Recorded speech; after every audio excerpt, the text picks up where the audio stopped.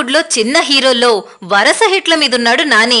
Minimum guarantee హీరోగా నిన్నటి వరకు అనిపించినా ఇప్పుడు కమర్షియల్ పరంగా చూసుకుంటే ఊహించని దానికన్నా మంచి వసూళ్లే రాబడుతూ నిర్మాతలకు కలిసొచ్చే హీరోగా మారాడు.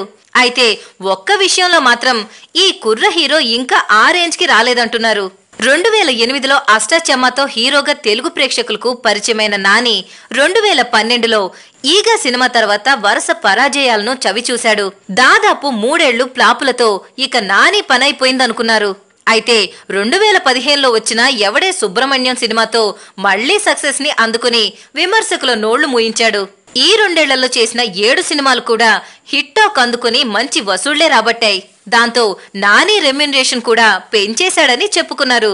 స్టార్ హీరోలు కూడా అందుకోని విధంగా వరుస సక్సెస్ లతో ఈ హీరో దూసుకుపోతున్నాడని, మార్కెట్ పరంగా చూసుకుంటే ఇంకా ఎదగలేదని చెబుతున్నారు. 25 కోట్లకు మించి నాని సినిమాలు కలెక్షన్లు రాబట్టడం లేదంటున్నారు. దీంతో చిన్న హీరోల్లో మాత్రమే నాని స్టార్ హీరో అయ్యాడని చెప్పుకుంటున్నారు. నిన్ను కోరి సక్సెస్ ని ఎంజాయ్ చేస్తూనే ప్రస్తుతం నాని దర్శకుడు వేణు శ్రీరామ్ డైరెక్షన్ లో ఎంసీఏ సినిమా చేస్తున్నాడు.